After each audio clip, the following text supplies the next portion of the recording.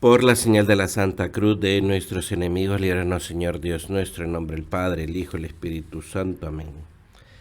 Señor mi Dios mío, creo firmemente que estás aquí, que me ves, que me oyes. Te adoro con profunda reverencia. Te pido perdón de mis pecados y gracia para hacer con fruto este rato de oración.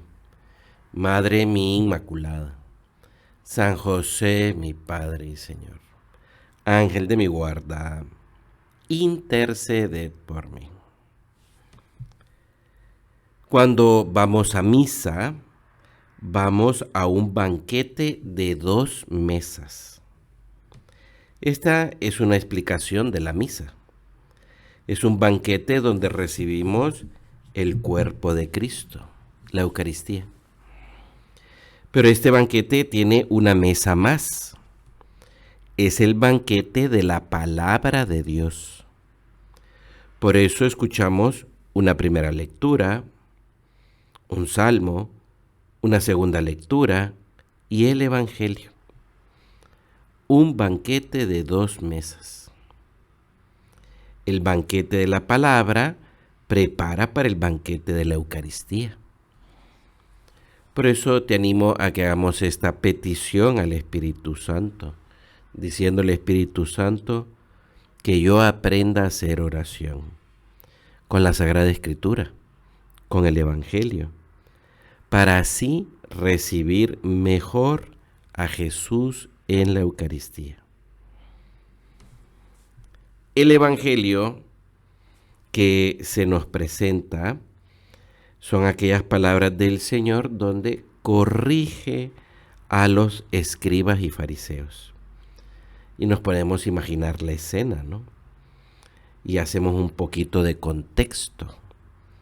Algunos escribas y fariseos solían moverse con cierto sentido de superioridad por su posición.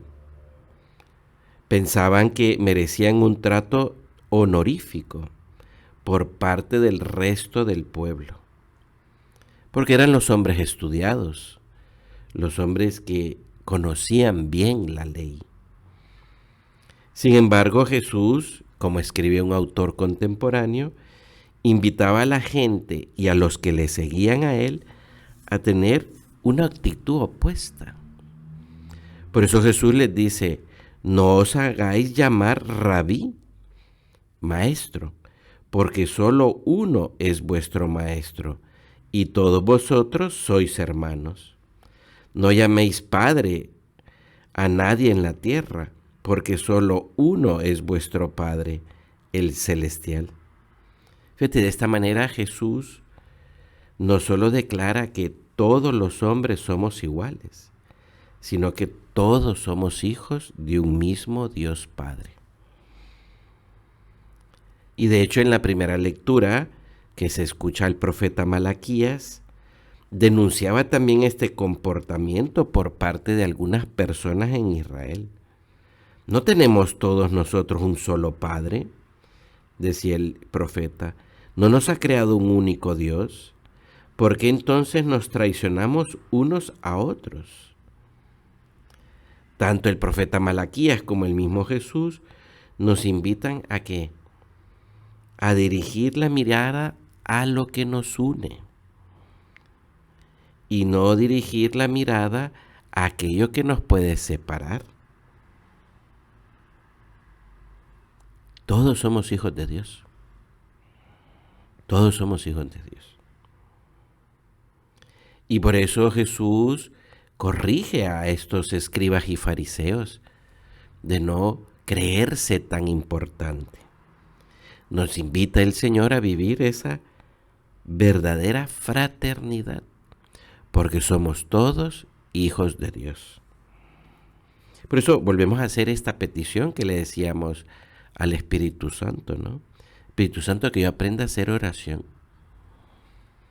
y así poder recibir mejor a Jesús en la Eucaristía y vivir con humildad. La humildad de pensar en los demás, en esta gran familia de los hijos de Dios. Vamos al Evangelio. Nos dice San Mateo que entonces Jesús empezó a hablar a las multitudes y a sus discípulos, diciéndoles: en la cátedra de Moisés se han sentado los escribas y fariseos. Moisés entregó al pueblo la ley que había recibido de Dios. Los escribas y los fariseos tenían a su cargo enseñar al pueblo esa ley. Por eso se decía que estaban sentados en la cátedra de Moisés. El Señor reconoce la autoridad que tienen los escribas y los fariseos para enseñar, para transmitir esa ley de Moisés que viene a poner en guardia al pueblo acerca de lo que está bien y lo que no está bien. Pero Jesús todavía ahora va a ir y añade esto, dice: haced y cumplid todo cuanto os digan, pero no hagáis según sus obras, pues dicen, pero no hacen. Atan cargas pesadas e insoportables y las ponen sobre los hombros de los demás, pero ellos ni con un dedo quieren moverlas. Hacen todo para ser vistos por los hombres, ensanchan sus filacterias y alargan sus franjas. El reclamo de Jesús, le decimos, Señor, es un reclamo que contiene muchas cosas. Jesús, por un lado, reconoce que estos hombres tienen autoridad para enseñar la ley, pero Jesús lo que les reclama es que dicen, pero no hacen. Que más bien cuando hacen es para ser vistos y alabados por los demás. Y esto es como una cosa que Jesús quiere que esté como muy claro, de que hay que saber escucharles, porque lo que dicen es verdad, pero no imitarles, porque ahí falla algo ahí, la humildad. Lo hacen las cosas por soberbia, por vanidad, por quedar bien ante los demás, Y esto San Pablo, que era fariseo, lo dirá San Pablo más adelante en su carta a los romanos, cuando también dice: tú que enseñas a otros, ¿cómo no te enseñas a ti mismo? Tú que predicas que no debes robar, ¿robas? Tú que dices que no se debe cometer adulterio, ¿lo cometes? San Pablo también hace este reclamo, ¿no? Porque aquellos hombres, aunque enseñaban la verdad, lo hacían para quedar bien ante los demás. Por eso Jesús pone esto, cosa que le decimos, Señor, esto si no lo sabemos, no te vamos a entender. Habla Jesús de filacterias y de franjas. Una filacteria era una cinta o banda en la que se escribían algunas palabras de la Sagrada Escritura. Y los israelitas se las ponían sobre la frente o se la ataban esas cintas en los brazos. Y esto hacía que se distinguieran de otros judíos, porque parecían más religiosos y observantes.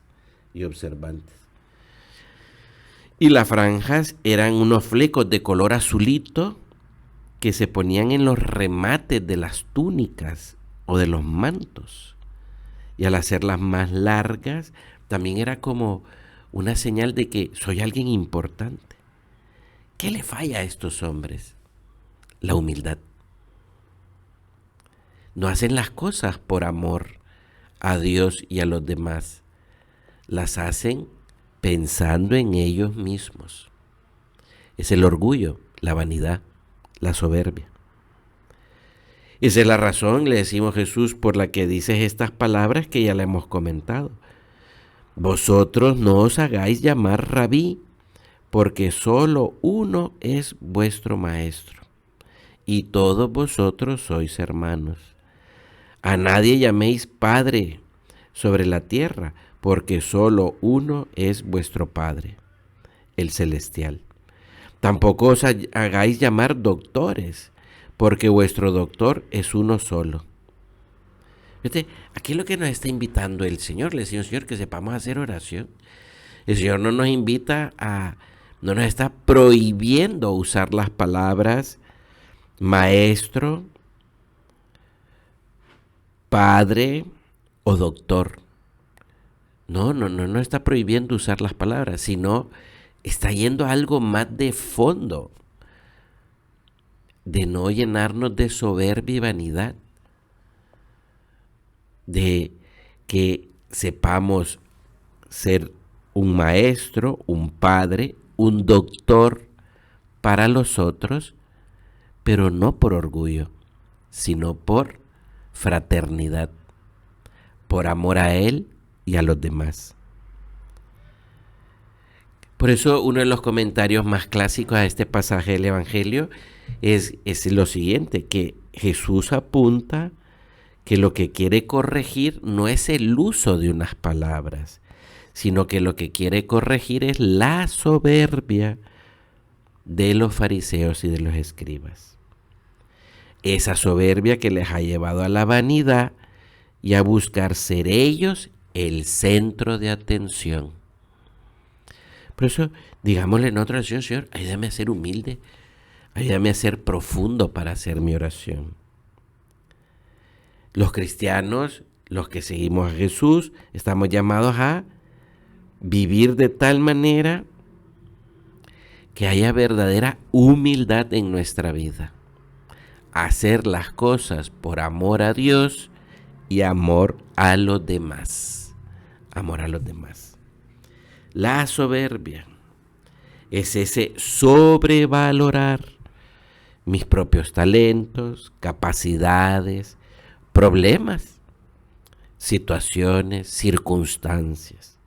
Es un valorar mucho lo mío. Y es buscando en el fondo querer ser admirado, o peor aún, que sería un poco enfermizo, buscar la compasión de los otros, victimizarme. Por eso la soberbia nos lleva a colocarnos yo en el centro del mundo y del universo. Lo importante soy yo. Lo importante es lo que yo pienso. Lo importante es lo que yo siento. Lo importante es lo que yo quiero. ¿Qué estamos haciendo? Le decimos a Jesús con esto cuando dejamos que la soberbia se nos meta. Lo que estamos haciendo es que el mi yo desplaza a Dios y a los demás para ponerlos en un segundo, tercero o cuarto lugar. Porque en primer lugar está mi yo. Y entonces deja de ser importante lo que Dios quiera o lo que Dios pide o lo que Dios espera. Deja de ser importante los demás. El yo está en el centro. Y todo empieza a girar en torno al yo. Al yo. Por eso digámoselo al Señor o al Espíritu Santo. Señor, ayúdame a ser humilde, que yo sepa pensar más en ti y en los demás. Ejemplos de la soberbia en la vida cotidiana. Como tengo sueño, ya no rezo las 3 Ave Marías de la santa pureza antes de acostarme. Como estoy enojado o triste, ya no le dedico un ratito de oración al Señor. Como esto me cuesta mucho, ya no lo hago. Como esto me requiere un gran esfuerzo, aunque sé que Dios lo quiere y a Dios le gustaría, pues ni lo comienzo.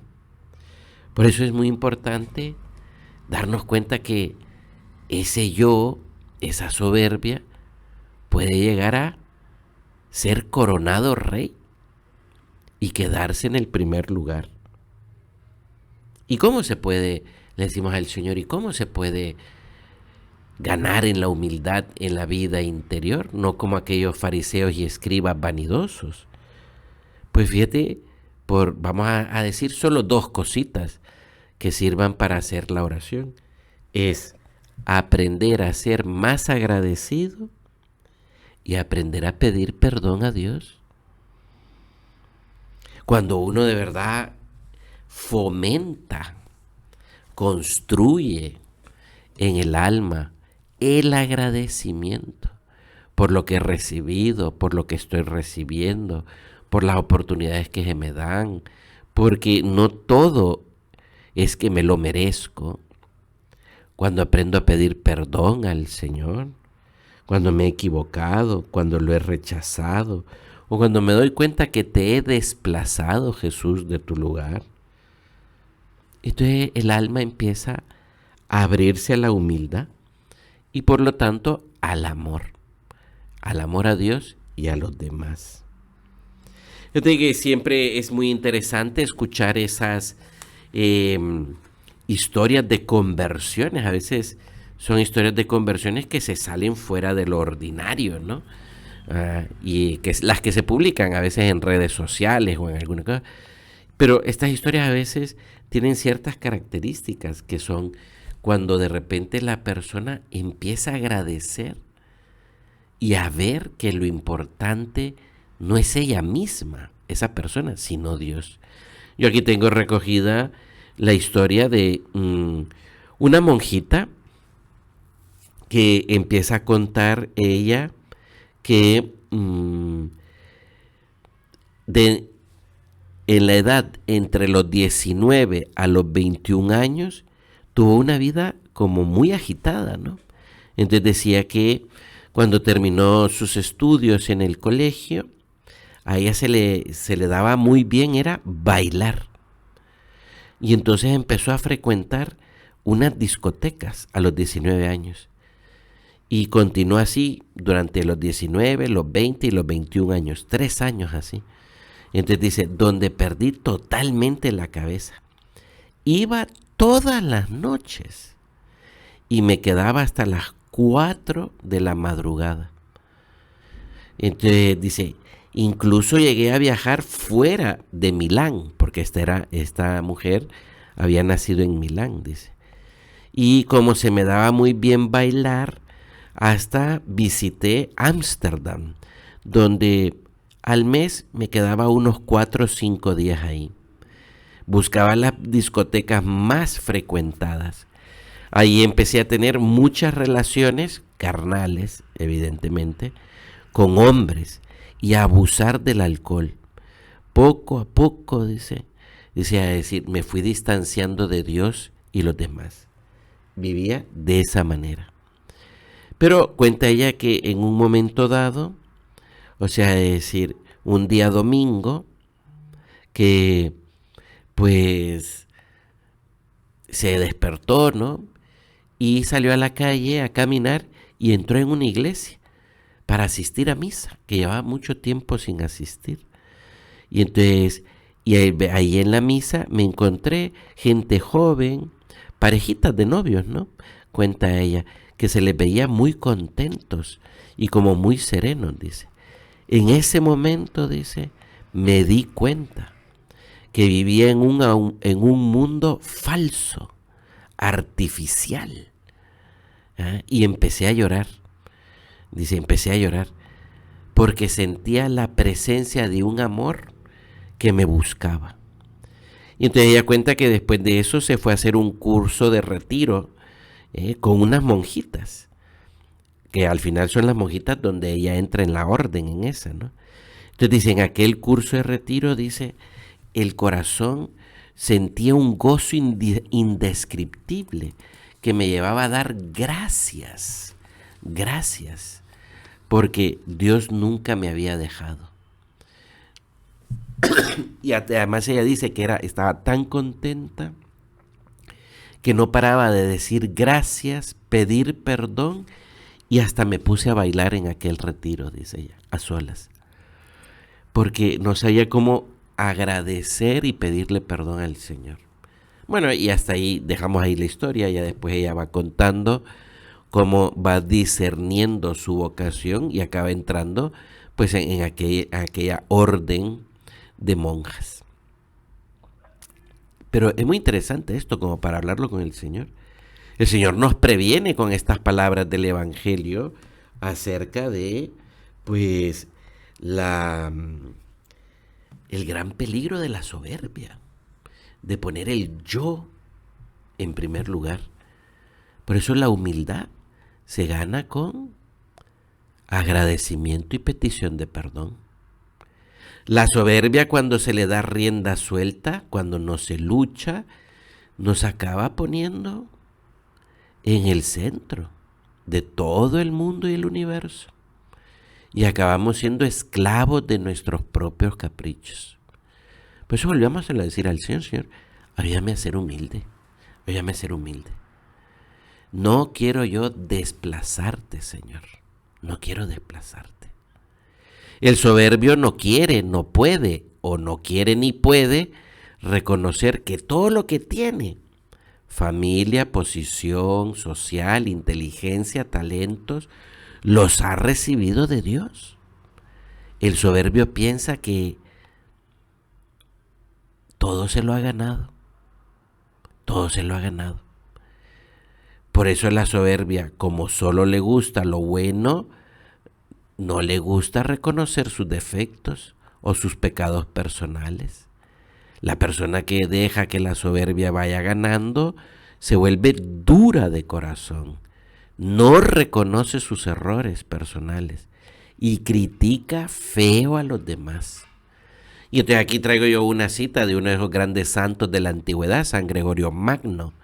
Decía San Gregorio Magno que las señales de que uno es soberbio es porque a veces hablo a gritos, porque huyo del silencio, huyo de pensar, no quiero pensar, soy perezoso para obedecer, mentiroso, se me salen mentiras, o contesto con rencor.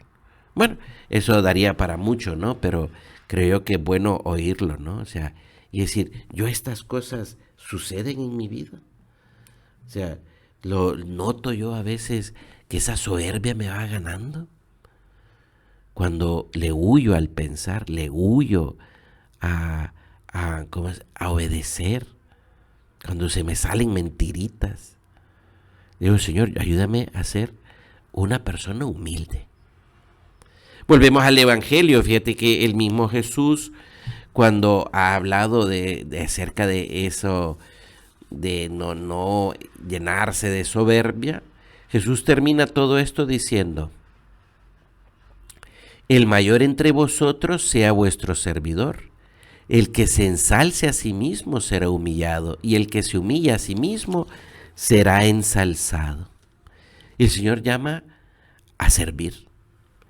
En la época de Jesús, como en muchos otros momentos de la historia, el servicio era visto como una tarea de menor categoría. Una persona con grandes cualidades se ocupaba de trabajos importantes, mientras que el servir, hacer comida, poner una mesa, limpiar algo, era dejado como para gente que era tontita, con pocas cualidades. Pero el Señor está dándole la vuelta a todo esto, porque dice, el mayor entre vosotros sea vuestro servidor. ¿A qué nos llama el Señor? A la humildad de saber amar, poniendo a Dios y a los demás en primer lugar. A poner esta nueva lógica del que sigue a Dios. La lógica de dar y no solo de recibir. Fíjate que aquí hay una frase de San José María que cuando explicaba esto, que decía, cuando hay amor, me atrevería a afirmar que no hace falta ni siquiera hacer propósitos. Y entonces San José María añadía, mi madre nunca hizo propósitos de quererme, y hay que ver qué detalles de cariño tenía conmigo. Claro, por eso la humildad, cuando fomentamos la humildad por medio del agradecimiento, por medio de la petición del perdón, entonces esa humildad prepara mi alma para que haya amor. Un amor que me lleva al servicio.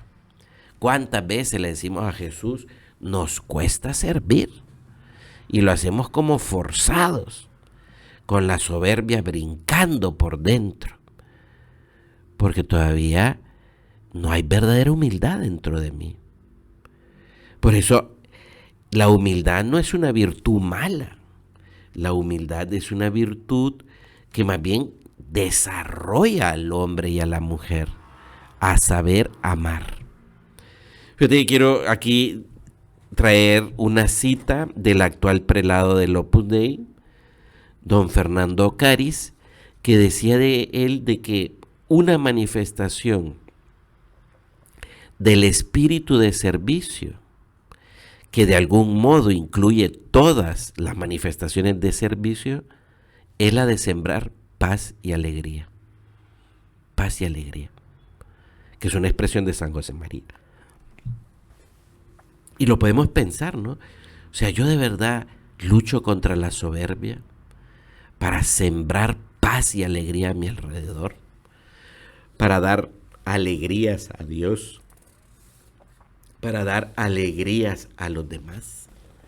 O sea, es que esa es la clave, ¿no? La clave no es simplemente ser una persona que nos vamos perfeccionando y cada vez tenemos menos defectos, no, sino que la clave del cristiano que sigue a Jesús es la persona que va creciendo en humildad y crece el amor.